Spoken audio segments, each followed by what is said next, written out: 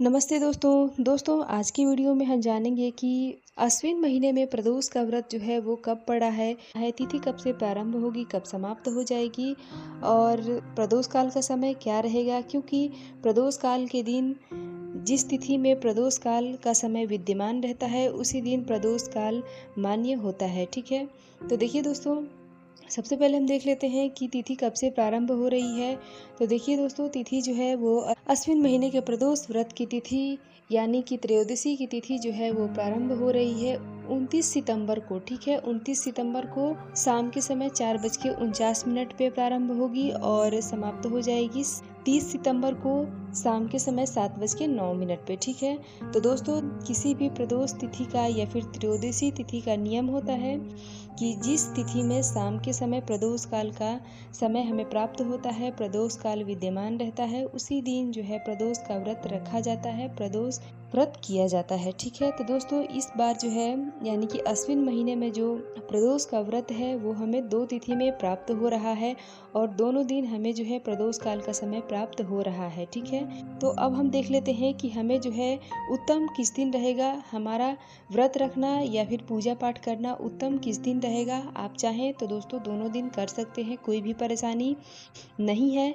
लेकिन दोस्तों, शास्त्रों की ऐसी मान्यता होती है कि अगर 2 दिन त्रयोदशी तिथि हमें प्राप्त होती है तो दूसरे दिन व्रत रखना, पूजा आदि करना सर्वश्रेष्ठ माना गया है। ठीक है, तो इस हिसाब से अगर हम देखते हैं तो हमें जो है वो 30 सितंबर का दिन जो है वो मिल रहा है, क्योंकि 29 सितंबर के दिन भी हमें प्रदोष काल का समय प्राप्त हो रहा है और 30 सितंबर के दिन भी हमें प्राप्त हो रहा है। ठीक है, तो अब शास्त्रों की मान्यता है कि दूसरे दिन का जो है प्रदोष काल मान्य होता है, तो उस हिसाब से हम देखें तो हमें जो है 30 सितंबर के दिन प्रदोष काल प्राप्त हो रहा है, प्रदोष काल का व्रत रखा जाएगा। ठीक है, 30 सितंबर 2024 दिन होगा सोमवार।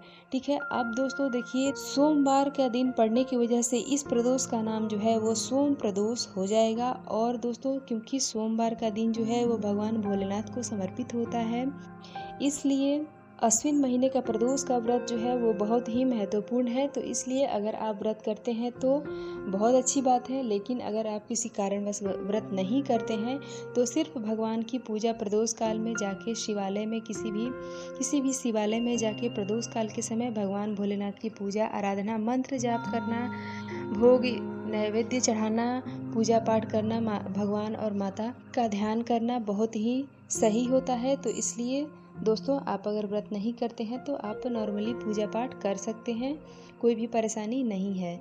ठीक है, तो दोस्तों, आशा करती हूँ कि ये अश्विन प्रदोष व्रत की जानकारी आपको अच्छी लगी होगी। वीडियो पसंद आए तो लाइक ज़रूर करें। मिलती हूँ इसी तरह से एक और वीडियो के साथ, तब तक के लिए बाय बाय।